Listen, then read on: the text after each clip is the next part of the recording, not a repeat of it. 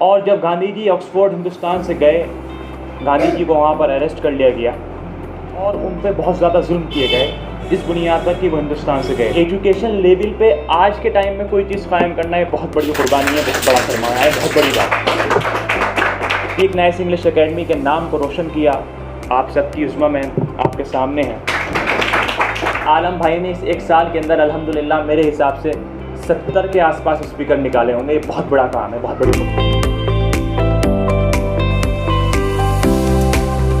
हमारे बीच मौजूद हमारे चीफ गेस्ट नबील भाई, मैं आपको इनवाइट करती हूँ। I would like to call on the stage, he is very talented, he is very well speaker, he is very honest, very great शायर। Please most welcome on the stage, please clapping for him. मौका आलम भाई को सुनने का है, लेकिन उस्मा ma'am की मोहब्बतें फिर से यहाँ पे खींच लाई हैं। अभी मैं आलम भाई से एक बात जिक्र कर रहा था, जो कौम अपनी ज़िंदगी को आरामदेह बना लेती है वो कौम कभी तरक्की नहीं कर पाती। आज मेरे ख़्याल से सब यहाँ पे नए लोग मौजूद हैं। शिफा शायद ओल्ड स्टूडेंट यहाँ पर हैं।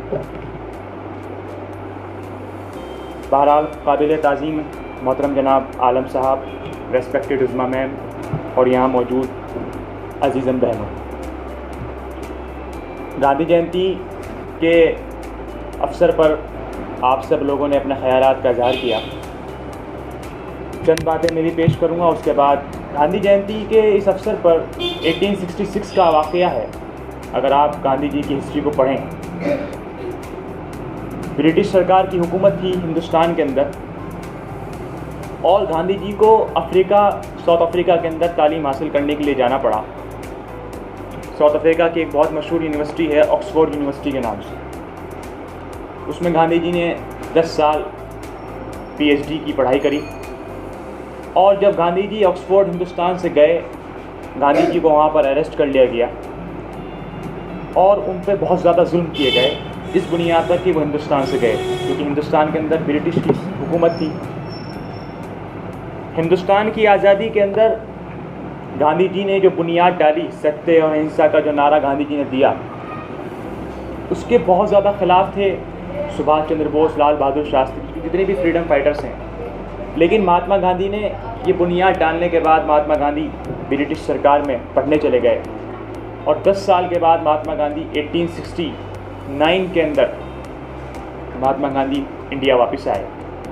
और जब वो इंडिया वापस आए, उन्होंने देखा कि ब्रिटिश हुकूमत और हिंदुस्तान के ऊपर गालिब हो चुकी है और हिंदुस्तान के ऊपर आक्रमण उसने कर दिया है। उसके बाद महात्मा गांधी ने महसूस किया कि अब वक्त है हिंदुस्तान की आज़ादी का, अब वक्त है नई नस्ल की तालीम याफ्ता होने का, अब वक्त है हिंदुस्तान को अंग्रेज़ों से आज़ाद कराने का। तो एक लंबा सेक्रीफाइस होता है किसी भी चीज़ को चलाने के लिए। मुल्क की आज़ादी की अगर आप तालीम पढ़ें, हिस्ट्री को उठाकर पढ़ें, तो आपके रोंगटे खड़े होंगे। आपको मालूम होगा कि हमारे फ्रीडम फाइटर्स का कितना बड़ा कुर्बानियाँ हैं, कितना बड़ा योगदान है इस मुल्क की आज़ादी के। अभी शिफा ने बताया कि स्पीक नाइस इंग्लिश एकेडमी को कायम हुए 1 साल हो गया।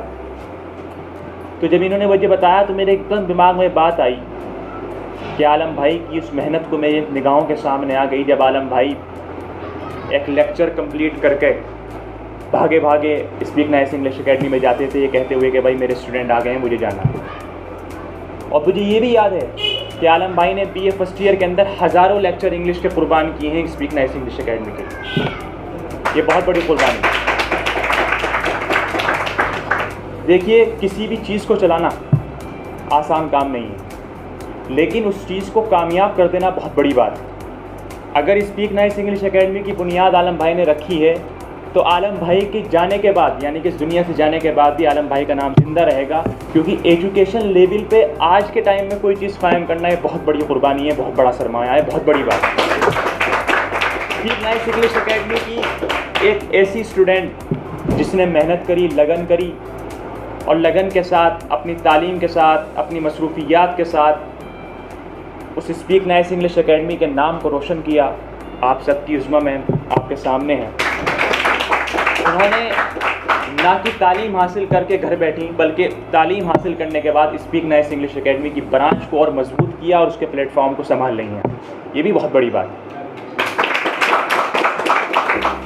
तो मकसद ये बताने का ये है अजीज़म कि एजुकेशन आज के टाइम में इतनी हार्ड हो चुकी है, और एजुकेशन पे क्योंकि एक दबाव है, जो फ़िरका परस्त ताकतें होती हैं, यानी कि फ़िरका परस्त ताकतें को कहा जाता है जो एजुकेशन से बहुत दूर हैं, जिनके माइंड में चलता है कि अगर ये एजुकेशन हासिल कर लेंगे तो हमारा नाम और निशान मिट जाएगा। ऐसे वक्त के अंदर तालीम के इस प्लेटफॉर्म को कायम करना ये बहुत बड़ी बात हुआ करती है।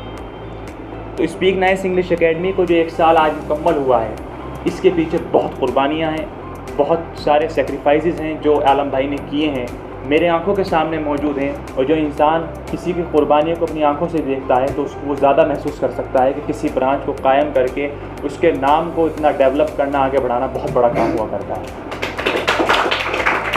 तो मेरी तो ये दुआ है कि स्पीक नाइस इंग्लिश एकेडमी तरक्की करे। और देखिए, ये अपने आप में एक तरक्की ही है कि आलम भाई आज देवबंद में नहीं है, लेकिन इनके स्पीक नाइस का आज भी नाम कायम है। वो इनकी अच्छी कामयाबी इन्होंने अपने स्टूडेंट के अंदर डाली, और उज़्मा मैम की ये लगन है कि वो अपने उस्ताद का एहतराम करते हुए इस स्पीक नाइस को कायम करे रखी। ये बहुत बड़ा तो आलम भाई से यही गुजारिश कि आप अपनी सेवाएं यहाँ पर देते रहा करें, क्योंकि आलम भाई ने इस 1 साल के अंदर अल्हम्दुलिल्लाह मेरे हिसाब से 70 के आसपास स्पीकर निकाले होंगे। ये बहुत बड़ा काम है, बहुत बड़ी कुर्बानी है। 70 स्पीकर। बसेड़े के अंदर आप सेंटर चलाते हैं, वहाँ भी मैं रोज़ाना आपके स्टेटस देखता रहता हूँ, वीडियोस देखता रहता हूँ कि आप माशाल्लाह ऐसे स्टूडेंट्स, ऐसी लड़कियाँ जो घर से बिल्कुल ऐसी थीं कि क्या नाम है, जो पढ़ नहीं सकती थीं, जो स्टेज पर आकर ए भी बोलने में बहुत ज़्यादा डरती थी, आज वो टैलेंट के साथ, जज्बे के साथ, हौसले के साथ स्पीच दे रही हैं। ये बहुत बड़ा काम। आज इस 1 साल पूरे होने की खुशी में बहरहाल हक़ तो आलम भाई का है, लेकिन आलम भाई का वक्त अदा हो चुका है। उनको एक पहले सर्टिफिकेट दिया जा चुका है, उनकी कुर्बानियों पर भी, उनकी सलाहियत पर भी। लेकिन मेरा मानना ये है कि जो अपने हुआ करते हैं उनकी हौसला अफजाई होनी चाहिए। जैसा कि आपको बताया, शिफा ने मेरा नाम नबील मसूदी है। आप लोगों की दुआओं से मैं लिखने का मुझे बहुत शौक़ है, मैं लिखता रहता हूँ। देवबंद की तारीख़ पर, देवबंद की हिस्ट्री पर मैंने बहुत लिखा है और अब भी लिखता हूँ। तो मेरा मिजाज जो है वो लिखने का मुसलसल है। और मैं हमेशा कहता हूँ कि दुनिया के अंदर दो ही लोग कामयाब हुआ करते हैं, एक स्पीकर और एक लिखने वाला। इसलिए अपने आप को स्पीकर भी बनाइए और कलमकार भी बनाइए। ज़िंदगी की कोई ताकत आपको पीछे नहीं कर सकती। जब आप बोलने वाले बन जाएंगे और लिखने वाले बन जाएंगे तो कभी भी आप पीछे नहीं रह सकते। आपके जाने के बाद भी आपका नाम जिंदा रहेगा। कलम को अपना दोस्त बनाइए, किताबों को अपना दोस्त बनाइए, शीशे के सामने खड़े होकर आप बोलिए, अकेले में, तन्हाई में आप बोलिए। तो इंशाल्लाह जब आप इन चीज़ों में मशगूल रहेंगे तो एक दिन आप बेहतरीन स्पीकर बनेंगे। 2 अशार के साथ अपनी बात ख़त्म करूँगा, फिर आलम भाई को हमें सुनना है। उस्ताद के हवाले से एक शेर अर्ज़ कर रहा हूँ कि जूतियाँ सीधी किया करते थे उस्तादों की, जूतियाँ सीधी किया करते थे उस्तादों की, तब कहीं जाकर सबक याद हुआ करता है। 2 महीने के अंदर अल्हम्दुलिल्लाह इतने अच्छे बच्चे स्पीकर बना देना, ये वाक़ईतन बहुत काबिलियत का मकाम है। दिल की 23 सालों से फैन का इस्तक़बाल करें। इसका पूरा बेनिफिट आलम भाई को और आलम भाई के बाद उज़्मा मैम को जाता है कि उन्होंने इनकी तालीम को आगे बढ़ाया। देखिए, कुछ स्टूडेंट तो ऐसे होते हैं कि स्पीक नाइस इंग्लिश एकेडमी किसी भी ब्रांच में गए, इंग्लिश पढ़ी या पढ़ के बैठ गए। अब उन्होंने कहा कि कहीं टीचिंग करेंगे, कहीं जॉब करेंगे, वहाँ काम आ जाएंगे।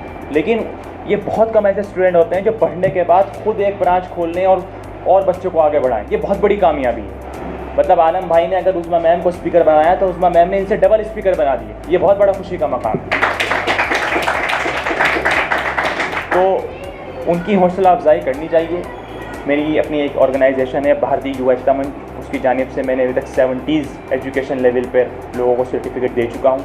मेरा मानना ये है कि एजुकेशन को जितना हौसला अफजाई की जाएगी एजुकेशन वालों के साथ जो एजुकेशन हासिल कर रहे हैं आज के ऐसे टाइम में, तो उनका हौसला भी बढ़ेगा और वो आगे कुछ कर गुजरने का भी जज्बा रखेंगे। तो उसका एक हिस्सा हमारी उज़्मा मैम भी हैं। तो मैं रिक्वेस्ट करूँगा कि मैम प्लीज़ आप तशरीफ़ लाएँ, और साथ में रेस्पेक्टेड आलम सर से भी रिक्वेस्ट है, क्योंकि आपका ज़्यादा हक़ है। आज जो भी उज़्मा मैम है, मेरे ख्याल से आपकी मेहनत है, तो आपसे भी गुजारिश कि आप भी तशरीफ़ लाएँ और अपने हाथों से इस सर्टिफिकेट मैम को पेश करें। प्लीज़ आलम भाई। शुक्रिया। आखिर में एक शेर आलम भाई के लिए अर्ज़ कर रहा हूँ, उसके बाद अपनी बात ख़त्म करूँगा कि तू छोड़ रहा है तो इसमें ख़ता तेरी क्या, तू छोड़ रहा है तो इसमें ख़ता तेरी क्या, हर शख्स मेरा साथ निभा भी नहीं सकता। तू छोड़ रहा है तो इसमें ख़ता तेरी क्या, हर शख्स मेरा साथ निभा भी नहीं सकता। वैसे तो एक आंसू ही बहा के मुझे ले जाए, वैसे तो एक आंसू ही बहा के मुझे ले जाए, ऐसे कोई तूफ़ान हिला भी नहीं सकता। हमारी